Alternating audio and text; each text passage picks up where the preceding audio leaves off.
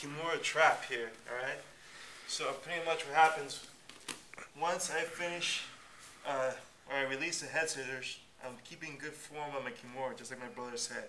Pushing his wrist into his chest, while my right arm is extending so that his elbow doesn't get close to the ground.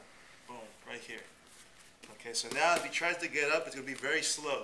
But if he's persistent, you know, he can eventually muscle his way out. So you can't just stay here forever.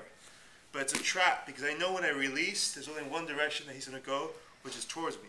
If he goes away from me, he's going to tap himself out. Okay, so he has to come towards me. So that's a trap. And when he comes up, I'm bringing my knee right behind his hip. Okay, as I do that, my far leg is going to hook, boom, right here. And I'm still keeping my Kimura because I'm not fully stabilized in the position yet.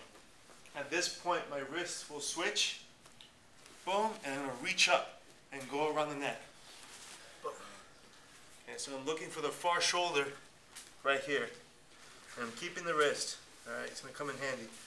Now, once I'm in here, I'm going to roll him over to the other side to expose his near hip and hook. And now I got both my hooks and I got my one-arm choke here. And I'm just going to finish my one-arm choke by keeping his wrist in and bringing my elbow here across his shoulder. Okay, so I'm just bringing the elbow over this way. It's important that you keep the wrist. If you don't have the wrist, you're just here, you're not going to finish it. You need to control this to finish the one-arm choke. Okay? And you need to have a good tight grip. If you're just like right here, keep walking your fingers in so you get all the way in. And you know, and if you're having a hard time from here, you know, you can always switch into your standard rear naked. So, from the beginning, here I had the head scissors. He had his chin down, not working. I release. I wait for him to make his move. Boom. Here.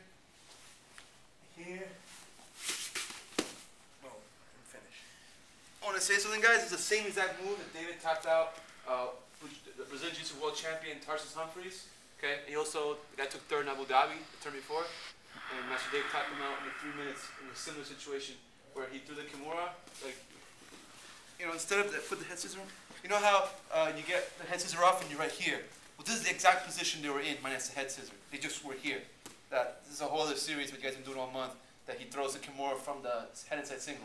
So they were here. And he just waited Tarsis out.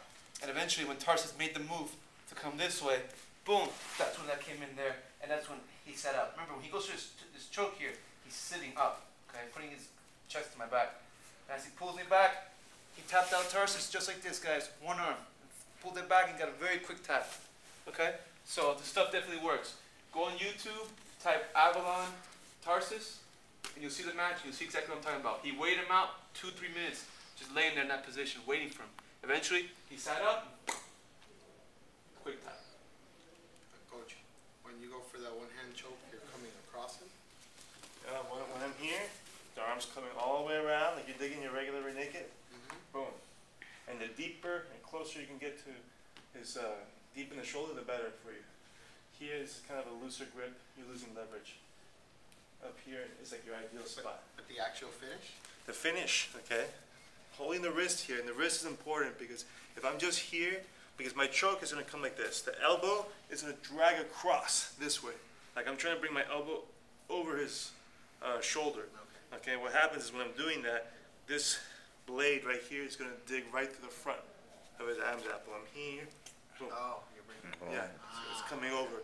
Now this is important here because if I'm just like this, first of all, that hand's going to come here right away, and then two, his body's not going to be square. Okay, he's going to be able to roll with it. So I'm coming here, and you're going to lose that pressure. So you need to keep this in, okay, so that his neck is completely wide open to you when you do this cut. So, any other questions? No, sir. On three, last move of the day. 1, 2, 3.